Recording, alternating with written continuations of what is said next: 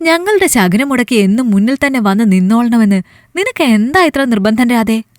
ഒരു വിധവയെ കണി കണ്ടിട്ട് വീടിന് പുറത്തേക്കിറങ്ങുന്നത് കാലന് കഴുത്ത് നീട്ടി കൊടുക്കുന്നതിന് തുല്യാണെന്നറിയില്ലേ രാധയ്ക്ക്? നിന്റെ കെട്ടിയവനെ കൊന്നതുപോലെ ഇനി എന്നെ കൊലയ്ക്ക് കൊടുക്കാനോ നിനക്ക്? കേറിപ്പോ അടുക്കളയിലേക്ക്.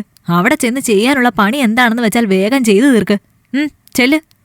മുഖം കുനിച്ച് കണ്ണു നിറച്ച് മുന്നിൽ നിൽക്കുന്ന പെണ്ണിനെ മനസാക്ഷിയില്ലാതെ കുറ്റപ്പെടുത്തി അടുക്കളയിലേക്ക് പറഞ്ഞയക്കുമ്പോൾ ക്രൂരമായ സംതൃപ്തിയുടെ ചിരിയുണ്ട് അനിതയുടെ ചുണ്ടിൽ. അസത്ത് പിടിച്ചത് പിറുപിറുത്തവൾ. ഇതൊക്കെ ഇത്തിരി കൂടുതലാണ് ഏട്ടത്തിയമ്മേ. നിങ്ങളുടെ സ്വന്തം ചോരയല്ലേ അത്? നിങ്ങളൊരൊറ്റ ആളുടെ വാശി കാരണമല്ലേ ആ പാവത്തിന് ഇവിടുത്തെ മരുമകളാക്കേണ്ടി വന്നത്? അതുകൊണ്ടല്ലേ അതിന് ഈ ചെറുപ്പത്തിൽ തന്നെ വിധവയാകേണ്ടി വന്നത്? അനിതയ്ക്ക് നേരെ ശബ്ദം ഉയർത്തി പ്രമോദ്. അനിതയുടെ ഭർത്താവ് പ്രകാശന്റെ അനിയനാണ് പ്രമോദ്. രാധയുടെ ഭർത്താവായിരുന്ന പ്രദീപാണ് ആ കുടുംബത്തിലെ മൂത്തയാൾ. ചെറുപ്പം മുതലേ അസുഖക്കാരനായിരുന്നു പ്രദീപ്. അതുകൊണ്ട് തന്നെ വിവാഹമൊന്നും കഴിച്ചിരുന്നില്ല അവൻ. വെറുതെ ഒരു കുട്ടിയുടെ ജീവിതം എന്തിന് ഇല്ലാതാക്കണമെന്ന് ചിന്തിച്ച സാധുവാണ് പ്രദീപ്.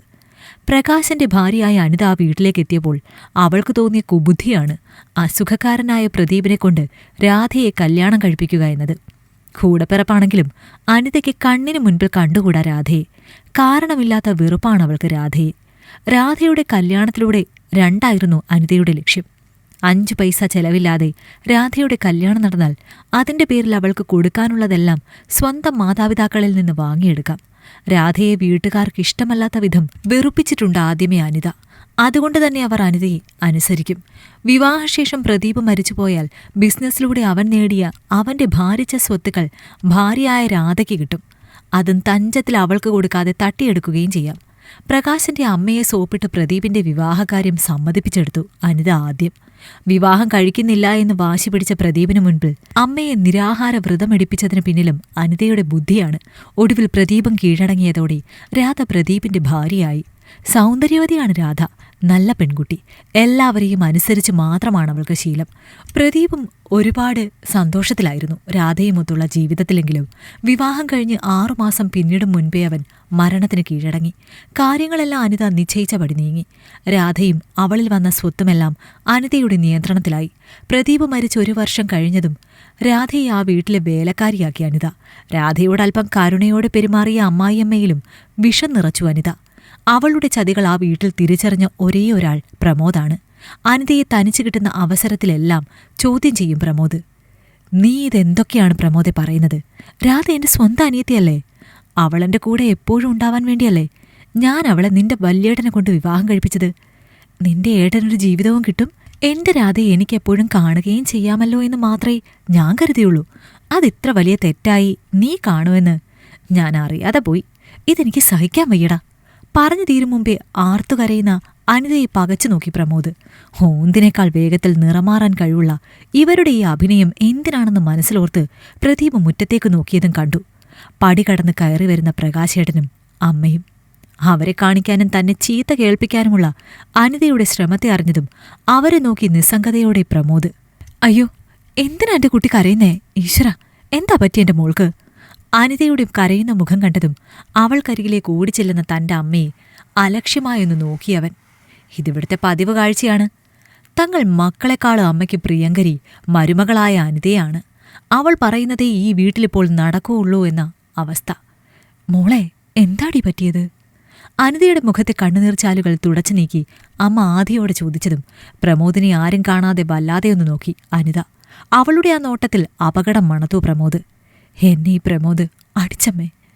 നട്ടാൽ കുരുക്കാത്തൊരു നുണ അനിത പറഞ്ഞപ്പോൾ ഞെട്ടിയത് പ്രമോദ് മാത്രമല്ല, ഉമ്മറത്തെ ബഹളം കേട്ട് അവിടേക്ക് വന്ന രാധ കൂടിയാണ്. നിന്നെ അടിക്കേ? ഇവനോ? എന്തിന്? അവിശ്വാസമാണ് അമ്മയിൽ. അതമ്മേ, ഞാൻ എങ്ങനെയാ പറയാ? ഞാൻ വരുമ്പോൾ രാധയെയും ഇവനെയും മുറിയിൽ അരുതാത്ത രീതിയിൽ കണ്ടു. അത് ചോദിച്ചതിനാണിവൻ എന്നെ തല്ലിയമ്മേ. ആരും വിശ്വസിക്കും പോലെ ഒരു നുണ അനിത പറഞ്ഞതും തറഞ്ഞു നിന്നുപോയി പ്രമോദ്. ശബ്ദമില്ലാതെ തേങ്ങിക്കരഞ്ഞു രാധ. കൂടപ്പിറപ്പിന്റെ ചതിയിൽ. ചോദ്യങ്ങളോ ഉത്തരം തേടലുകളോ ഇല്ലാതെ അമ്മ പ്രമോദിനെയും രാധയെയും തല്ലുന്നത് കൺനിറയെ സന്തോഷത്തോടെ നോക്കി നിന്നു അനിത.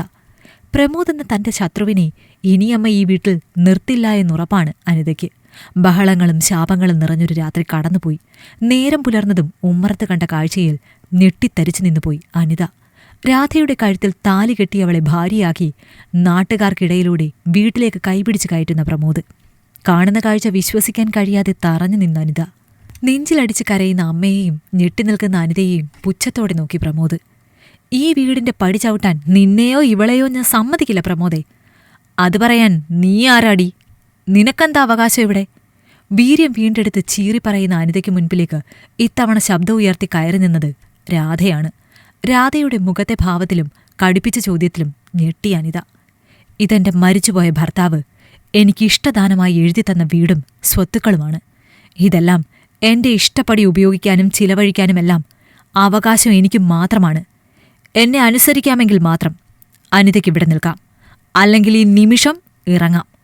രാധയുടെ ശബ്ദത്തിന് കടുപ്പമേറിയതും നനഞ്ഞ പടക്കമായി അനിത. നോക്കി നിൽക്കുന്നവർക്കിടയിലൂടെ പ്രമോദിന്റെ കൈപിടിച്ച് മുറിക്കുള്ളിലേക്ക് കയറി വാതിലടച്ചു രാധ. വാതിലടഞ്ഞതും പ്രമോദിനു മുന്നിൽ തുളുമ്പി രാധയുടെ മിഴികൾ. കൂട്ടുകാരിയായിട്ടേ കണ്ടിട്ടുള്ളൂ എന്നും ഞാൻ രാധയെ. ഈ കല്യാണത്തിന് ഞാൻ രാധയെ നിർബന്ധിച്ചത് ഞാൻ കൂടി ഇവിടെ ഇല്ലാതായാൽ അനിതയും അമ്മയും കൂടി നിന്നെ എന്റെ പേരും പറഞ്ഞു കൊല്ലും എന്നറിഞ്ഞു തന്നെയാണ്. അനിയന്റെ സ്ഥാനത്ത് നിന്ന് ഒരു ഭർത്താവിന്റെ സ്ഥാനത്ത് നിനക്കെന്നെ കാണാൻ കഴിയുന്ന ദിവസം വരെ കാത്തിരിക്കാൻ ഞാൻ ഒരുക്കാണ്. പ്രമോദിന്റെ വാക്കുകൾക്ക് മുൻപിൽ നിശബ്ദയായി രാധ. 2 വർഷങ്ങൾക്കിപ്പുറം വീർത്തുന്തിയ രാധയുടെ വയറിൽ ചെവിയോർത്ത് കിന്നാരം പറഞ്ഞും ഇടയ്ക്ക് രാധയുടെ ചുവന്ന ചുണ്ടുകളിൽ കടിച്ചു നുകർന്ന് സ്നേഹം പങ്കിട്ടും പ്രമോദ് കിടക്കുമ്പോൾ അവരുടെ പ്രണയചേഷ്ടകൾ കണ്ട് ആ മുറിക്കുള്ളിൽ കയ്യിലൊരു ജ്യൂസ് ഗ്ലാസുമായി നിൽപ്പുണ്ട് അനിത. രാധ ക്ഷീണിക്കുമ്പോൾ അവൾക്ക് നൽകാനായി പ്രമോദ് ഉണ്ടാക്കിച്ചതാണ് അത്. കാലമൊന്ന് കറങ്ങിത്തിരിഞ്ഞപ്പോൾ ആ വീട്ടിൽ എല്ലാവർക്കും പ്രിയങ്കരിയായി മാറി രാധയെങ്കിൽ വെറുക്കപ്പെട്ടവളായി അനിത. ഒരു കുഞ്ഞിന് ജന്മം നൽകാൻ കഴിവില്ലാത്തവളാണെന്ന് ഡോക്ടർ വിധി എഴുതിയതോടെ പ്രകാശനും അമ്മയും അകന്നു അവളിൽ നിന്ന്. കാലം തിരിച്ചടികൾ നൽകാതെ കടന്നുപോയിട്ടില്ല ഒരു നാളുമെന്നോർത്ത് തന്റെ അവസരത്തിന് കാത്തുനിന്നു അനിതയും. ചെയ്ത തെറ്റുകളിൽ പശ്ചാത്തപിച്ച നിങ്ങൾക്കിഷ്ടമായെങ്കിൽ ലൈക്ക് ചെയ്യൂ. നിങ്ങളുടെ അഭിപ്രായങ്ങൾ കമന്റായി രേഖപ്പെടുത്തൂ. കൂടുതൽ കഥകൾ കേൾക്കാൻ ഈ ചാനൽ സബ്സ്ക്രൈബ് ചെയ്യൂ.